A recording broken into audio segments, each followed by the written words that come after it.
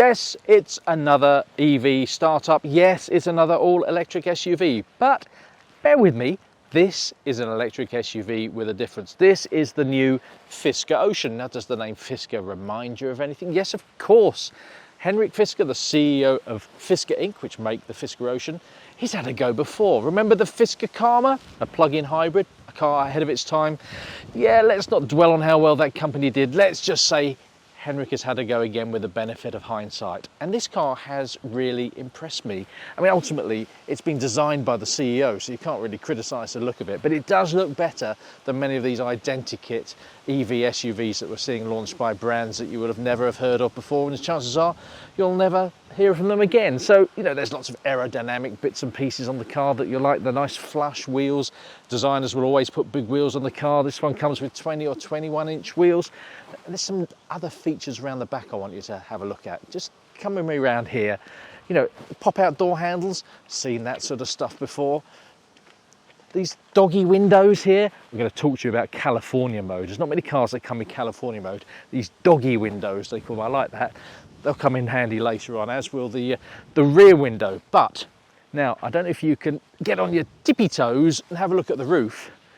Now, this is called the Solar Sky. See, not only is it an opening panoramic sunroof, it's got solar panels in it, and apparently they will add up to 1,500 miles a year to the battery power, so you can go for 1,500 miles thanks to solar power. Now, that's in California. In London, be lucky if you get 15 probably, but it is quite a clever feature that I quite like. And there's loads of other little clever features. Not too keen. Have a look at this. Again, you're gonna have to get up here. This is a bit aftermarket Fisker written across there. I keep thinking, following other cars, it's just a bit of dirt on there. But you know, there's some really nice, clever thinking. While we're here, let's just have a look at the boot. It's, you know, practical stuff is important. Let's see if we can open it up here. Electric on this version. And in here you've got a clever little system with some hooks and spaces underneath here. This hides under here as well, but this is just indicative of some of the thinking that has gone into this car. But more clever thinking is inside of the car, and some things I really, really like and really excited to show you about. So let's just get in the car and have a look.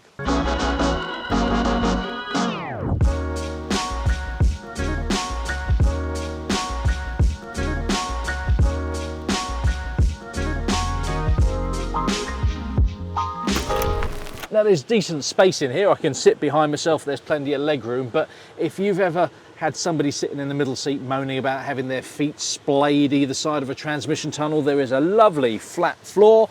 Nothing unusual there in an EV, but look at this space under here for you to put your feet. I think the person sitting in the middle seat, for once, is going to get the best seat in the house. That is, until the person on the outside starts playing with these electrically adjustable seats. But things get even better in the front, trust me. God, it's windy and hot out there. Not sure about where you grab the door handles there, that's a little bit awkward. So, this apparently is about the largest touchscreen that you'll get in a car, but it does have some hard keys down the bottom here for the ventilation, for demisting the car, for your volume and stuff like that. But there's a clever trick here. Look at that! That is fantastic. So the screen sits in portrait mode most of the time, or you can have it in, it's a Californian car, Hollywood mode. Okay, that's Hollywood mode. So if you're sitting when the car is charging, you can watch a movie. And this car's got Apple TV, Netflix, Prime Video, all that sort of stuff. So you can sit and watch a movie in the car. And the sound system, you know, it's a slightly odd one, this, because I'm a geek, I like my tech stuff, and the sound system is made by a company called ELS, who I hadn't really heard of before, but it's really quite good. I've put my test music on here, and it's quite a rich sound, lots of bass, really powerful. I reckon this could be a really good place to sit and watch a movie. Glove box? No, don't have glove boxes these days. You don't need a glove box. What you do need is a nice tray to sit and work on. How often have you sat in a car park, I know I have, and tried to dial into a meeting or something like that, and you're wobbling all over the place with your laptop or your phone, you've got someone there. And apparently this is one of Henrik's favourite features. In here they call this a taco tray. So you can sit and put your takeaway there. Could it be a takeaway tray? Well, we're very British, aren't we? I call it a fish and chip flap. So you have a fish and chip flap that just folds out from the armrest. Move all the other stuff out of the way. Lots of storage. There's storage underneath there. Lots of space for cup holders. Two no less, two wireless phone chargers. But the other thing that's really impressed me in here is the quality. Now, it's a new kind of seat. There are a few seams on the seats. The seats are really comfortable. And it's a vegan car. You cannot have leather in this car, which I think is a good thing. So there's Alcantara, which is a really nice premium fabric. The seats do look good. They're really comfortable. And the quality in here is really quite impressive. I love this metallic strip that goes across the whole dashboard. It's really quite nice in here. Is there a catch? Well, no, there's not, because the thing that really has excited me about this car is not the California mode. We'll do that in a bit. It's the price. So the sport version of this, admittedly with a smaller battery, they're not telling us what size the battery is, and a range of around 250 miles, mid 200s, let's say that, starts at around £36,000 for this quality. And you've got digital mirrors, you'll still get a full-length panoramic roof. It won't have the opening system, it won't have the solar panels in it, but for £36,000, that falls into the lot of car for the money category. Next up is away from the sports. You've got the Ultra model, which is around 50,000, and then the Extreme model at 60,000, which this one's based on. This is one of the, every manufacturer does it, limited edition, first edition. This is called the Ocean 1, but it's based on the Extreme with all the bells and whistles you could want, including a solar panel on your roof. All very good, so nice and practical, decent sized boot, get the dog in the back. What's it like to drive? Well, one of the things you've got to do in a car that is designed in California, built in Austria, is go for the full California mode. So I press this button here, plays a weird little tune for you. The windows go down at the side, the sky roof goes back, the windows go down at the back. Hang on, did I say windows down at the back? I meant all the windows down at the back. The doggy window has gone down, so Sky, the golden doodle, she'll be able to poke her head out there, tongue flowing in the wind, and even the very back window in the boot has gone down. This is full-on California mode, so it's time to go for a drive.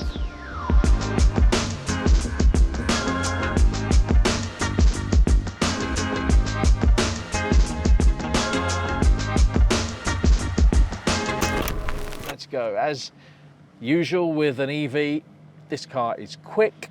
Now this is the Extreme version. I've mentioned there's Sport, around £36,000, Ultra at around £50,000, which gets a bigger battery, and then Extreme, which is this car, which is a little over £60,000. Now it gets the same bigger 113 kilowatt hour battery as the Ultra version, but with more stuff on it, and with a boost 0 to 60 3.7 seconds, which is super quick. Now the other thing that's impressive, actually, as much as I love California mode, it's probably going to get a bit windy, so one touch of the button and we wave goodbye to California. So the other thing that is super impressive about this car is the range. Now in this larger battery version, then Fisker is saying that you should be able to get well over 400 miles. Up to 440, they're saying. That's really pretty impressive. Now, what that turns out to be in the real world, we'll have to just wait and see, won't we? But that sort of number is not necessarily a game changer, but it's pretty close. It's pretty impressive. The drive itself, it rides firmly, as all electric vehicles seem to.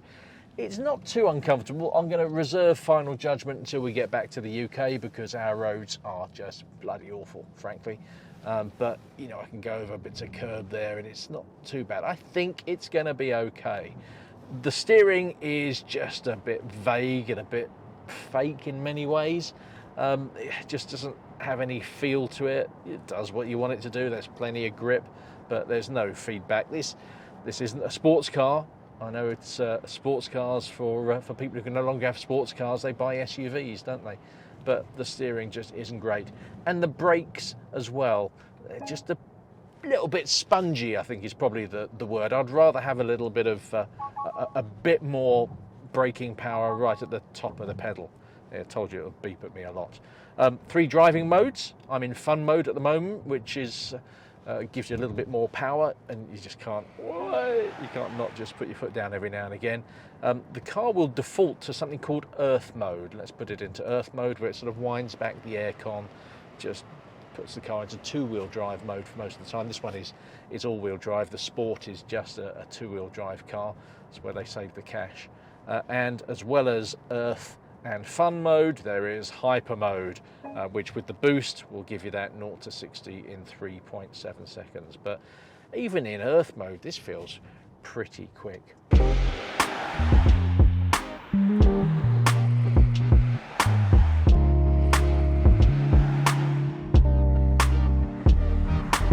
you know what? In a world of so many samey all-electric SUVs, this car really stands out for a number of reasons. I love the tech, I love the clever thinking, the fish and chip flap, or the taco tray, whatever you want to call it, the tray there. But most of all, I think what I like about Fisker is the sustainability story around it. You know, no leather on the interior, just all vegan. And everything in the car, whether it's the plastic, how the plastics are made, how the plastics are put together, there's always the story of sustainability around it, which is really impressive. So, yeah, by and large, I'm looking forward to driving this car in the UK to see what it's like on our roads, but I am really, really impressed. Now, don't forget, as always, to subscribe, hit that bell button, wherever it is, to let you know when we've got new videos. And please leave lots of comments in the comments below, not about me. I've heard all the fat Piers Morgan stuff before, so tell us what you think about the car. Do you think the Fisker Ocean is a car that you like, or a car that you loathe? Tell us what you think.